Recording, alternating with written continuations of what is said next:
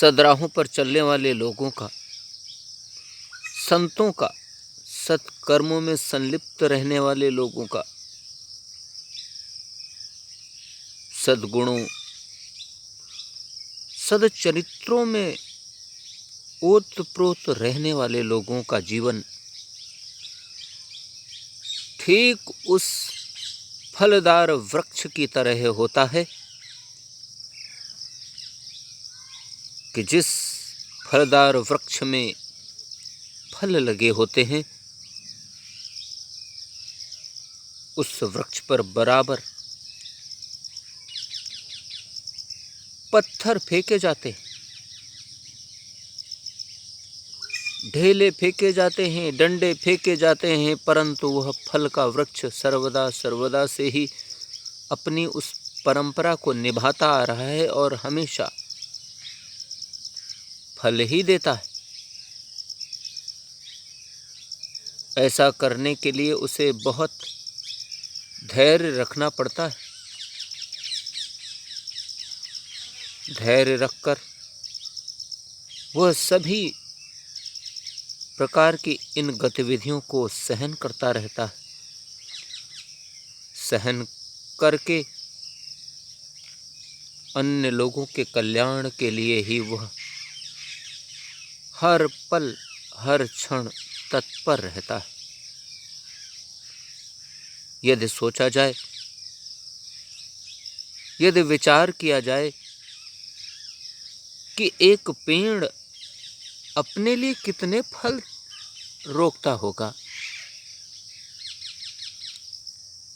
अपने लिए वह कितने फल सुरक्षित रखता होगा, तो यही तो सच है कि वह वृक्ष अपने लिए कोई भी फल नहीं रखता। वह वृक्ष अपने सभी फलों को औरों के लिए ही समर्पित कर देता है। इतने बड़े समर्पण के साथ साथ उसे उन परेशानियों का, उन तकलीफों का भी सामना करना पड़ता है जो उसे उन पत्थरों से मिलता है। यद्यपि कि उस वृक्ष को तकलीफ तो होती है, परंतु यदि वह तकलीफ को देखे तो फिर वह अन्य लोगों के कल्याण के बारे में कैसे सोच पाएगा, अन्य लोगों को फल कैसे प्रदान कर पाएगा। ठीक उसी प्रकार संत जनों का भी जीवन है। वे अपने सकारात्मक विचार से, अच्छे विचारों से, अच्छे गुणों से, सद्राहों से, सदचरित्रों के माध्यम से हमेशा अन्य लोगों के कल्याण के बारे में ही सोचते हैं। और ऐसे जन जो निरंतर अन्य लोगों के कल्याण के बारे में सोचें, अन्य लोगों के कल्याण के बारे में विचार करें, चिंतन और मंथन करें, अन्य लोगों के दुखों को कम करने की इच्छाएं रखें, अन्य लोगों के कष्ट समाप्त करने में मदद करने के लिए प्रतिबद्ध दिखें, ऐसे लोग अपने जीवन में आती हुई बाधाओं से कभी भी नहीं हिचकिचाते। अपने शरीर पर आते हुए कष्ट को वो कभी नहीं महसूस करते।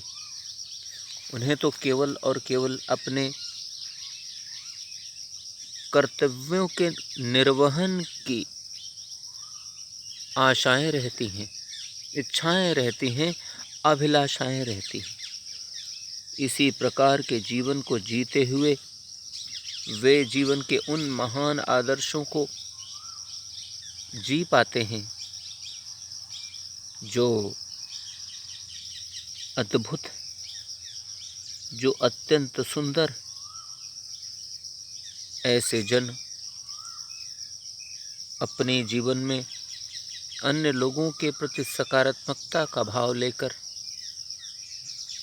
अन्य लोगों के कल्याण का भाव लेकर कार्य करते, क्रियाकलाप करते, ऐसे जन प्रत्येक स्थान पर सुख के भागी बन जाते हैं।